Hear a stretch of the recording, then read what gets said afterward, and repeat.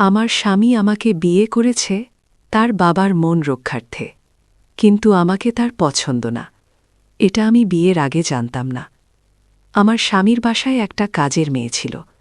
আমার স্বামী আমার হাতের চা খেত না, সবসময় কাজের মেয়ের হাতে তৈরি করা চা খেত। আমি মনে মনে চিন্তা করলাম, আমার স্বামী কাজের মেয়ের হাতে তৈরি করা চা খেতে চায় কেন? আমিও তো ভালো করে চা বানাতে পারি। একদিন আমার স্বামীর রুমে গিয়ে যা দেখলাম তা দেখে আমি জ্ঞান হারিয়ে ফেললাম। মূল বিষয়টা তাহলে বলি। আমায় একটা কাজ দিবেন, আমি সব কাজ করতে পারব, আর আমায় বেতনও কম দিবেন। মেয়েটার মুখ দেখে মনে হয় ২-৩ দিন পেটে কিছু যায়নি। বয়সটা খুব বেশি হলেও ২২-এর কাছাকাছি হবে। বাইরে জ্বর হচ্ছে খুব, মাঝে মাঝে বাজ পড়ছে। চেহারা হালকা শুকানো মনে হলেও লাবণ্যতা হারিয়ে যায়। মেয়েটি দেখতে অনেক সুন্দর, চেহারায় একটা মায়া আছে। মোল্লাবাড়ির বড় কর্ত্রীও সেই মায়া থেকে রক্ষা পেলেন না। তার মনে মেয়েটার জন্য অদ্ভুত একটা অনুভূতির জন্ম হয়। তিনি বললেন, তুমি কি রান্না করতে পারো? জি, পারি। ঠিক আছে, আমার ছেলের বিয়ে, রান্নার জন্য লোক নেওয়া হয়েছে। তুমি তাদের হাতে হাতে সাহায্য করবে, পাশাপাশি অন্যান্য যে কাজগুলো রয়েছে সেগুলো করবে। কিন্তু বিয়ের অনুষ্ঠান শেষ হলে তোমায় চলে যেতে হবে না, তুমি আমাদের বাড়িতেই কাজ করবে। জি, তাহলে ভিতরে গিয়ে কাজে লেগে পড়ো। আর হ্যাঁ, আগে মাথা ভালো করে মুছে কিছু খেয়ে নাও। মেয়েটা চলছ চোখে বাড়ির বরকর্ত্রীর দিকে তাকালো, যেন অশেষ কৃতজ্ঞতা প্রকাশের প্রতীকস্বরূপ এক্ষুনি তার চোখ থেকে জল গড়িয়ে পড়বেন। বাড়ির বরকর্ত্রী বললেন, আমি বাড়ির কাউকে ডাক দিচ্ছি, সে তোমাকে ভিতরে নিয়ে গিয়ে সব বুঝিয়ে দিবে। বরকর্ত্রীর ডাক শুনে বাড়ির ভেতর থেকে একটা মেয়ে বেরিয়ে এলো। বয়সটা খুব বেশি হলে ১৮-১৯ হবে। পরনের পোশাক বেশ দামি, গলায় স্বর্ণের অলঙ্কারও পরা। মনে হয় এই পরিবারেরই কোনো সদস্য হবে বা কোনো আত্মীয় হতে পারে। মেয়েটা এসেই বলল, পুপি, আমায় দেখেছ? হ্যাঁ, শোন, এই মেয়েটা আজ থেকে আমাদের বাড়িতে কাজ করবে। ওকে ভিতরে নিয়ে গিয়ে আগে কিছু খাওয়াবে, তারপর কাজগুলো বুঝিয়ে দিবি। ঠিক আছে পুপি। মেয়েটা বাড়ির ভিতরের দিকে গেল। বাড়ির বরকর্ত্রী এতক্ষণ লক্ষ্য করেননি, কিন্তু এবার তিনি লক্ষ্য করলেন মেয়েটার চেহারাটা অনেক সুন্দর। শহরের সবচেয়ে বড় বিজনেসম্যান হিসাবে যদি কারো নাম সবার আগে আসে, তাহলে নিঃসন্দেহে তিনি হলেন মোহাম্মদ কাসেম মোল্লা, আর তার স্ত্রী হলেন আফসানা বেগম।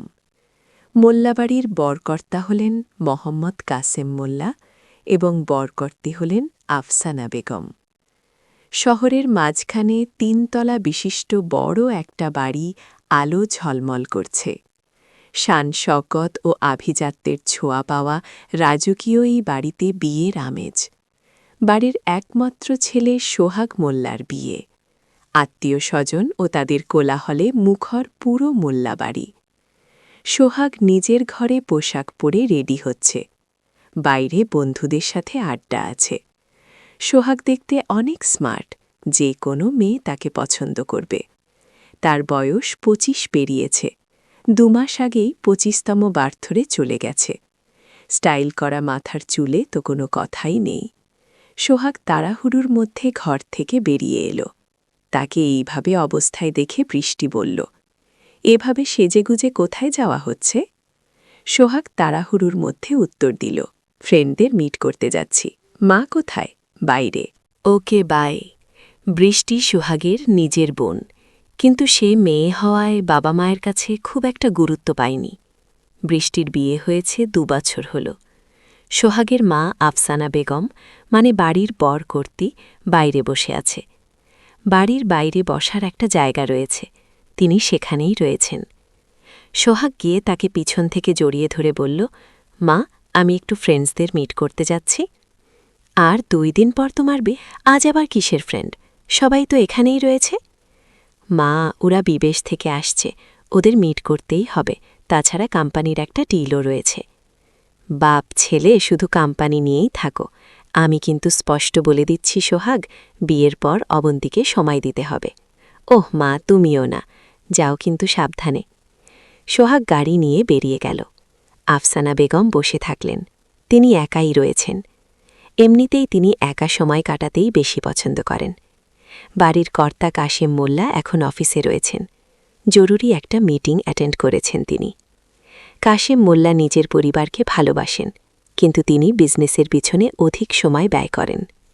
সোহাগও তার মতোই হয়েছে। শ্রাবণ মাস, তাই সারাদিন মেঘলা আকাশ এবং ঝিরঝিরে বৃষ্টি নিয়েই কাটে। মাঝখানে আকাশ ভেঙে ধলনায়, সাথে বিদ্যুৎ চমকানোর তানে তালা লাগার শব্দ। সোহাগের বাড়ি ফিরতে ফিরতে রাত হয়ে গেল। রাতে সে খাওয়া দাওয়া করবে না, কারণ বন্ধুদের সাথে ছিল। টুকিটাকি খাওয়া দাওয়া হয়েছে। রাতে কিছু কাজ করতে হবে, তাই সে দিয়াকে বলল কেউ যেন তার ঘরে 1 কাপ কফি পাঠিয়ে দেয়। দিয়া সোহাগের মামাতো বোন, অনার্স ফার্স্ট ইয়ারে পড়ে। ঘরে ঢুকতেই সোহাগের ফোনটা বেজে উঠল। সে ফোন রিসিভ করে কানে কথা বলতে বলতে এমন সময় হঠাৎ কফি হাতের মেয়েটাকে দেখে সোহাগ চমকে ওঠে। মেয়েটা কফির কাপ হাতে সোহাগের ঘরে ঢোকে। সোহাগ মেয়েটার দিকে তাকিয়ে থমকে যায়। এই মেয়েকে তো আমি আগে কখনো দেখিনি। মেয়েটা তো খুব সুন্দর। মেয়েটার চোখ দুটি এত সুন্দর কেন? আমি এই মেয়ের মুখখানা দেখে আমি এক অবাক দৃষ্টিতে চেয়ে রইলাম। মাশাল্লাহ, আল্লাহর কি অপরূপ সৃষ্টি! আমার কাছে মনে হচ্ছে পৃথিবীর সমস্ত সৌন্দর্য মেয়েটির চেহারার ভিতর দিয়ে দিয়েছে। আল্লাহ যেন নিজ হাতে তাকে তৈরি করেছেন। আমি তাকে দেখে আমার মুখ দিয়ে কোনো কথাই বের হচ্ছে না। কিন্তু এই মেয়ে কোথা থেকে আসলো? এর আগে তো আমি কখনো তাকে দেখিনি। কে এই মেয়ে?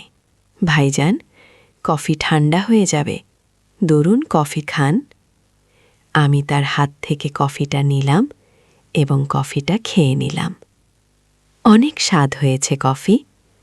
তুমি তো দেখি ভালো কফি তৈরি করতে পারো।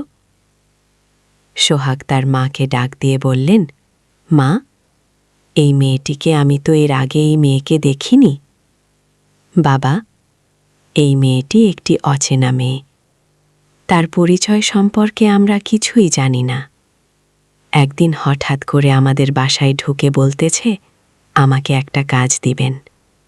আমি সব কাজ করতে পারব। মেয়েটির কথায় এবং তার অসহায় দেখে আমরা তাকে বাড়ির কাজের মেয়ে হিসেবে স্থান দিয়েছি। মা, তুমি খুব ভালো করেছ এই মেয়েটিকে জায়গা দিয়ে। ঠিক আছে বাবা, তুমি এখন চলো। তোমার জন্য সবাই ওয়েট করতেছে।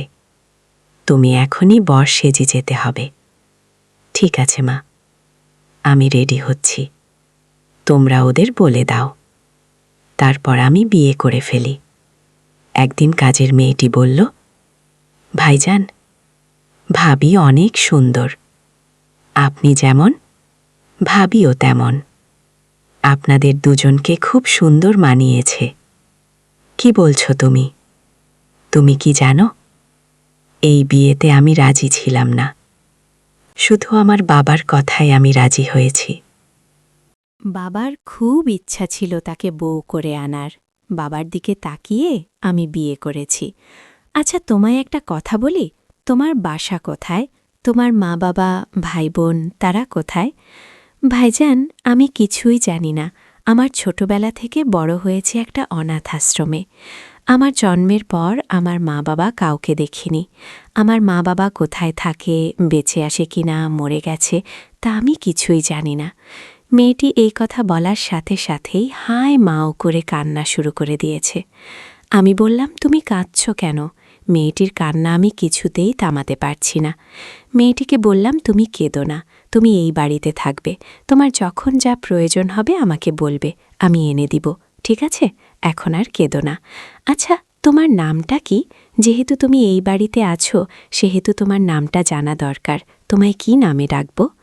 মেয়েটি বলল, দেখুন ভাইজান, আমার নাম অনাথাশ্রমে সবাই মমিনা ডাকত। আচ্ছা ঠিক আছে, এখন থেকে তোমাকে মমিনা ডাকব। আচ্ছা যাও, এখন গিয়ে ঘুমাও। পরদিন সকালে দেখি ভাইজান ভাবির লোকে কি নিয়ে যেন কথা কাটাকাটি করতেছে। আমি আড়াল থেকে শুনতে তাদের সব কথা শুনছিলাম। সোহাগ ভাইয়া বলতেছে, আমি তোমাকে বিয়ে করতে চাইনি। তোমার বাবা আর আমার বাবা আমাদের বিয়ে দিয়েছে। তুমি এসব কি বলছ? তার মানে তুমি আমায় পছন্দ করে বিয়ে করনি? না, আমি তোমাকে পছন্দ করে বিয়ে করিনি।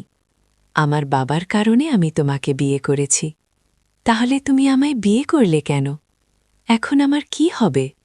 তোমার কি হবে তা আমি কিছুই জানি না। আমি ঘুমাতে গেলাম। এই বলে সোহাগ ভাইয়া তার রুমে ঘুমাতে গেল, আর ভাবি তার রুমে একা একা বসে কান্না করছে। আমি ভাবিকে জিজ্ঞেস করলাম, ভাবি, তুমি কাঁদছ কেন? আর বলিস না, তোর সোহাগ ভাই নাকি আমায় পছন্দ করে বিয়ে করেনি।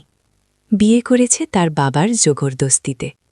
এখন আমি এই বাড়িতে থেকে কি করব, যেখানে আমার স্বামীর মর্যাদা পাব না, উঠতে বসতে নানান কথা বলবে, তা আমি কিছুতেই সহ্য করতে পারব না। মুমিনা, এখন আমি কি করব?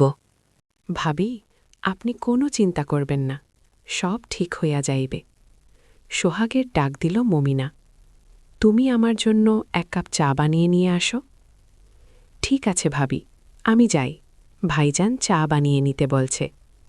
ঠিক আছে, যাও। নিজের বুকে রেখে কাজের মেয়েকে বলছে চা বানিয়ে নেওয়ার জন্য। হায় রে কপাল! কাজের মেয়েটি সোহাগের ঘরে চা নিয়ে গেল। ধন্যবাদ বস। এখানে মমিনা, তুমি জানো তুমি কতটা সুন্দর। তোমাকে আল্লাহ যেন তোমায় নিজ হাতে তৈরি করেছে।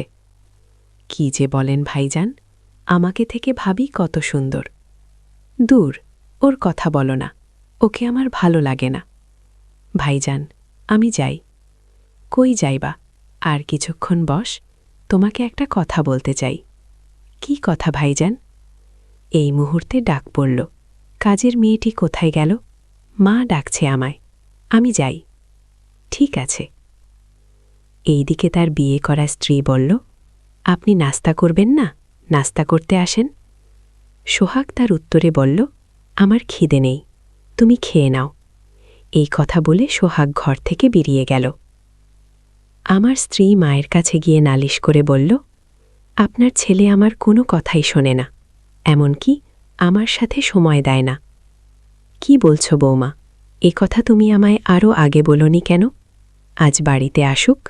রাতে যখন সোহাগ ঘরে আসল, তখন তার মা জিজ্ঞেস করলেন, বৌমার কোনো কথা রাখো না কেন? বৌমাকে তোমার পছন্দ হয়নি? না মা, তুমি তোমার বৌমাকে নিয়ে তুমি থাকো। কেন বাবা, তুমি তো বিয়ের আগে এমন ছিলে না, এখন এমন হলে কেন? কি হয়েছে তোমার? আমার কিছুই হয়নি মা, আমি ঠিক আছি। মা, আমি ঘুমাবো, ডিস্টার্ব করো না তো। সোহাগ তার রুমে গিয়ে মমিনাকে ডাকল। মমিনা, 1 কাপ চা দিবে আমায়? জি ভাইজান, আমি চা নিয়ে আসছি। সোহাগ ভাই রুমে চা নিয়ে যেতেই বলল, বসো মমিনা। না ভাইজান, আমি বসব না, আমার কাজ আছে, ঘরে রান্নাবান্না করতে হবে। আরে রাখো তুমি কাজ, আমি তোমায় একটা কথা বলতে চাই। ওদিন মায়ের জন্য বলতে পারিনি। বলেন ভাইজান, কি বলবেন? মুমিনা, আমি তোমাকে বিয়ে করতে চাই, তোমার কোনো আপত্তি আছে? ভাইজান, কি বলছেন? আপনার কি মাথা ঠিক আছে? আমি একটা সামান্য কাজের মেয়ে, আমি অনাথ আশ্রমে বড় হয়েছি, আর বিপদে পড়ে আপনার বাসায় কাজের মেয়ে হিসেবে আমাকে আপনার বাবা মা আমাকে জায়গা দিয়েছে। আমি কি আর আপনি কি? মমিনা, আমি কিছুই বুঝি না। না, তুমি কে, কি তোমার পরিচয়, কি আমার কিছুই জানার দরকার নেই। আমি তোমাকে বিয়ে করে আমার ঘরে রাজরানী করে রাখব। আমাদের এই সকল কথা ভাবি মানে সোহাগের স্ত্রী আড়াল থেকে শুনে কান্না করতে শুরু করে দিল। কান্না করতে করতে তার রুমে গেল, বিছানায় শুয়ে শুয়ে কান্না করতে লাগল। এমতো অবস্থায় সোহাগের মা বৌমাকে কান্না করতে দেখে জিজ্ঞেস করল, কি হয়েছে বৌমা, তুমি এভাবে কাঁদছ কেন? এভাবে কেন কাঁদছি? আমার সাথে আসুন, দেখুন নিজ চোখে কাজের মেয়ের আপনার ছেলের রোম্যান্টিক গল্প করছে, তাকে সে বিয়ে করতে চায়। আমি তাদের সব কথা শুনেছি। সোহাগের মা রাগান্বিত হয়ে ডাক দিল, এই মেয়ে, কাজের মেয়ে, আমি তোকে আমার বাড়িতে জায়গা দিয়ে কি ভুল করেছি? তুই আমার ছেলের সাথে গল্প করার জন্য এখানে এনেছি। আমার ছেলেকে বিয়ে করার স্বপ্ন দেখছিস? না মা, আমি আপনার ছেলেকে বিয়ে করতে চাইনি, আপনার ছেলে আমাকে বিয়ে করতে চায়। এই কথা বলতেই সোহাগের মা আমাকে একটা থাপ্পড় মেরে বলল, এখন আমার বাড়ি থেকে।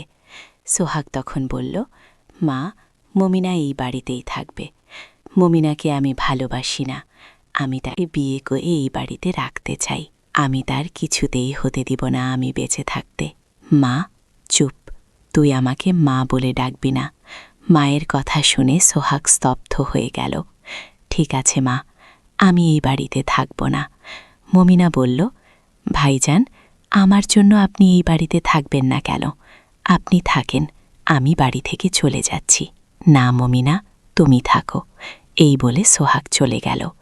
এই দিন সোহাগ রাতে বাড়িতে ফিরেনি। মা তার বৌমার রুমে গিয়ে বলল, সোহাগ আসছে? না মা, সোহাগ তো এখনও ফিরেনি। মমিনাকে ডাক দিয়ে বলল, সোহাগ কোথায়? আমি তো জানি না মা। পরের দিন সকালে লোকে বলাবলি করতে লাগল, এটা কে? মাটিতে পড়ে রইল। কাছে গিয়ে দেখে, হায় হায়, এটাতে মোল্লার ছেলে সোহাগ। ও এভাবে মাটিতে পড়ে রইল কেন?